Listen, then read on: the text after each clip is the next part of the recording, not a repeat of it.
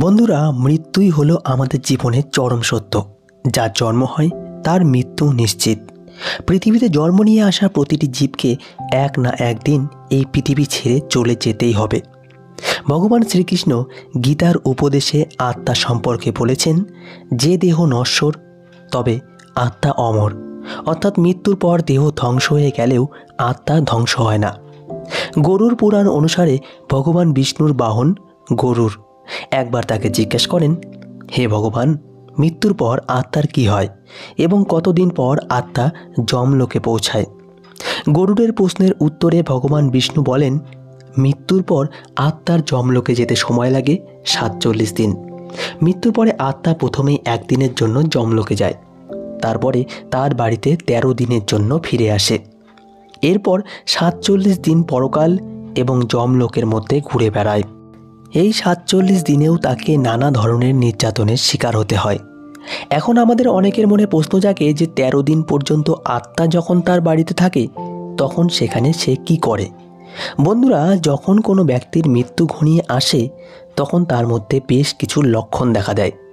প্রথমত, ব্যক্তি তার কণ্ঠস্বর হারায়, তার শ্বাস প্রশ্বাস দ্রুত গতিতে চলতে থাকে, হাতের রেখাগুলো অদৃশ্য হতে থাকে, তার শরীরের সমস্ত ইন্দ্রিয় শিথিল হয়ে যায়। শুধু তাই নয়, প্রতিটি জীবই মৃত্যুর আগে দিব্য দর্শন লাভ করে। এই দিব্য দর্শন লাভ করার পর মানুষ সমগ্র জগৎকে এক রূপে দেখতে শুরু করে। এই সময় সেই ব্যক্তি নিজের সারা জীবনকে যেন চোখের সামনে ছবির মতো দেখতে পান।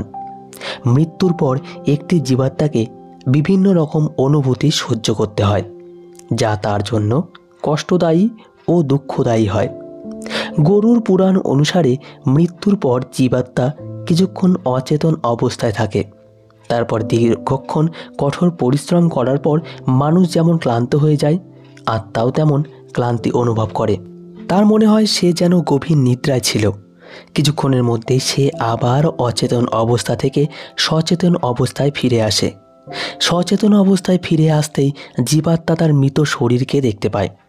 এই সময় সে তার পরিবারের ডাকতে থাকে, কিন্তু শরীর না থাকায় তার কথা কেউ শুনতে পায় না। ফলে এই সব দেখে জীবাত্মা চিন্তিত ও দুঃখী হয়ে যায়। সে বারবার তার শরীরে প্রবেশ করার চেষ্টা করে, কিন্তু যমদূতেরা তাকে যম পাশে বেঁধে রাখে বলে সে সেটিও করতে পারে না। আত্মা দেহত্যাগ করার পর যমরাজের দূতরা আত্মাকে যম পাশে বেঁধে যমলোকে নিয়ে যান। মৃত ব্যক্তি জীবনে পাপ কাজ করে থাকলে যমদূত সেই পাপী আত্মাকে গরম বাতাস ও অন্ধকার পথ দিয়ে যমলোকে নিয়ে যায় এবং পথে তাকে নানা ধরনের অত্যাচারের সম্মুখীন হতে হয়। মৃত আত্মা পবিত্র হলে ভগবান স্বয়ং তার বাহন করে নিয়ে যান তাকে। এরপর আত্মাকে আবার নিজ গৃহে ফিরিয়ে আনা হয়। ফিরিয়ে আসার পর যদি শেষকৃত্য সম্পন্ন না হয় তাহলে আত্মা শরীরে প্রবেশের চেষ্টা করে, কিন্তু যমদূতের তাকে যম পাশে বেঁধে রাখে, তাকে তার শরীরে প্রবেশ করতে দেয় না। আত্মা তখন নিজের মৃতদেহকে আগুনে পুড়তে দেখে। বলা হয় যে মৃত্যুর পরে মৃতের আত্মা 13 দিন তার পরিবারের সাথেই থাকে এবং মৃত্যুর পরে সংগঠিত সমস্ত আচার অনুষ্ঠানের সাক্ষী থাকে। 13 দিন পর যখন আত্মার পিণ্ডদান, ব্রাহ্মণ ভোজন ইত্যাদি করা হয় তখন যমদূতরা আবার আত্মাকে নিতে আসেন। হিন্দু ধর্মে কারো মৃত্যুর পর পিণ্ডদান করা আবশ্যক বলে মনে করা হয়, কারণ এই পিণ্ড আত্মাকে যমলোকে যাত্রা করার শক্তি দেয়। কিন্তু এর পরেও যমলোকে যাত্রা আত্মার পক্ষে সহজ হয় না। গরুর পুরাণ অনুসারে মানুষের জীবনের 16টি সংস্কারের মধ্যে একটি গুরুত্বপূর্ণ এবং শেষ সংস্কার হলো এই অন্তিম সংস্কার। যার অন্তিম সংস্কার হয় না তার মুক্তিও হয় না। গরুর পুরাণ অনুযায়ী মৃত্যুর 13 দিন পর্যন্ত আত্মা নিজের বাড়িতেই থাকে। সেখানে সেই বিদেহী আত্মা তার অন্তিম সংস্কার হতে নিজের চোখে দেখে। এই সময় তার পরিবারের লোকেরা মৃত আত্মার শান্তির জন্য পিণ্ডদান করেন। এতে মৃত আত্মার শরীর নির্মাণ হয়। গরুর পুরাণে উল্লেখিত রয়েছে যে বিদেহী আত্মার উদ্দেশ্যে নিবেদিত পিণ্ডকে 4টি ভাগে বিভক্ত করা হয়। এর মধ্যে 2টি অংশ আত্মার শরীর নির্মাণ করে, তৃতীয় অংশ যমদূতেরা লাভ করে, শেষ বা চতুর্থ অংশ হল প্রেতাত্মার আহার, যা তাকে যমলোকে যাত্রার জন্য শক্তি যোগায়। গরুর পুরাণ অনুযায়ী প্রথম দিন যে পিণ্ড দেওয়া হয় তা দিয়ে মাথা তৈরি হয়। দ্বিতীয় দিনের পিণ্ডের মাধ্যমে ঘাড় ও কাঁধ এবং তৃতীয় দিনের পিণ্ড হৃদয় তৈরি করে।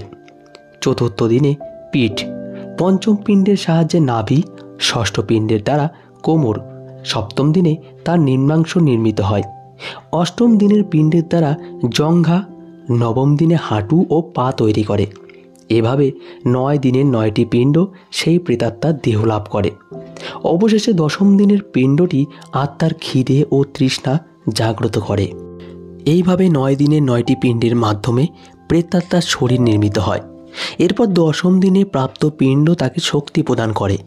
মৃত ব্যক্তির দাহ সংস্কারের পর এই পিণ্ডদানের মাধ্যমে পুনরায় তার শরীর নির্মিত হয়।